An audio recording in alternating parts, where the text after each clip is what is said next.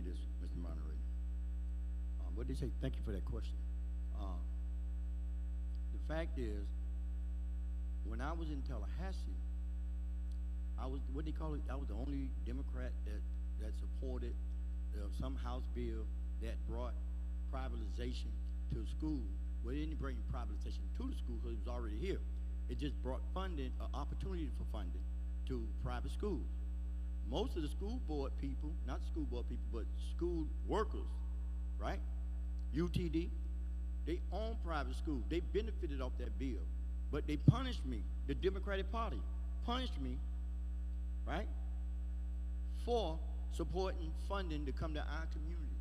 I did a video on the way to Tallahassee talking about the fact that the Republicans for to take $83 million out of public schools.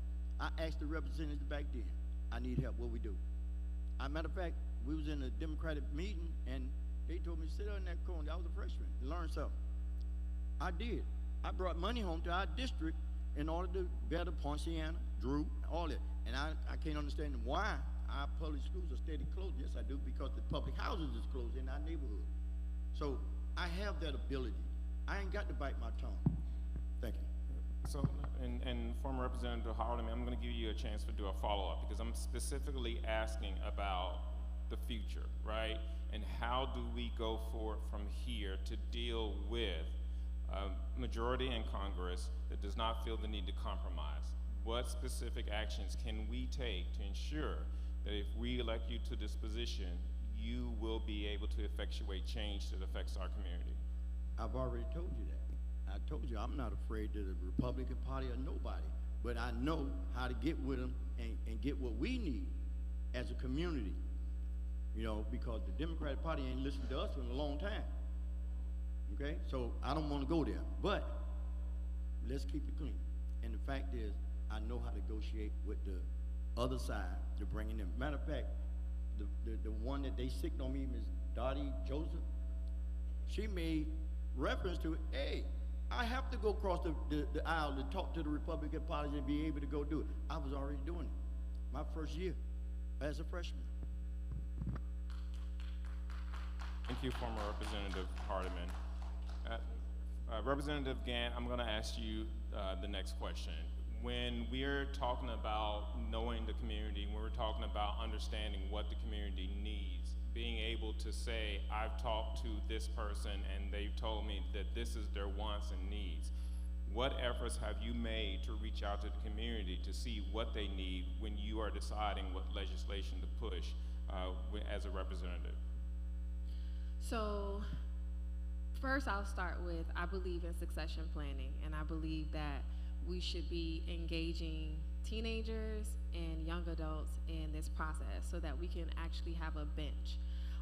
So to that end, I visited different high schools that are in the district, and I also sponsored a bill writing contest. And that bill writing contest was open to all the high school students in the district to propose a bill idea. And the winning bill idea would be a sponsored bill. So I took all of the proposed bill ideas and I actually submitted it to bill drafting so that the students had an opportunity to see what it would look like for their bills to become a draft for a bill to be sponsored in the House. And the winner was actually from Central High School, and he's attending FIU, and I plan on having him as an intern because that's how you get the young generation to understand, one, the power of voting, and two, the power of involvement.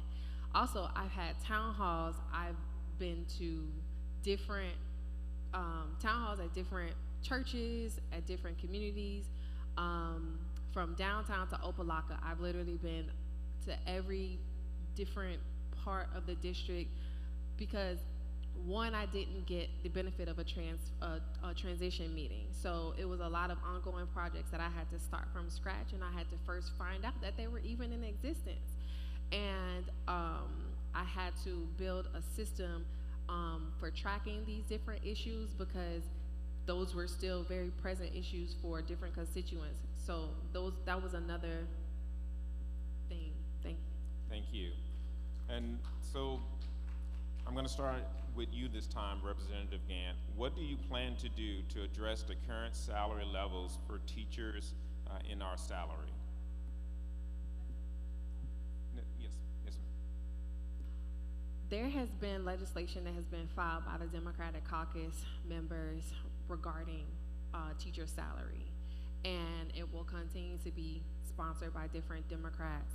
And the way, because we're in a super minority, our leader, Fincher School, which is the first black woman leader of any caucus in the legislature, she has crafted different strategies on how we can be effective with how we use our 7 bill slots.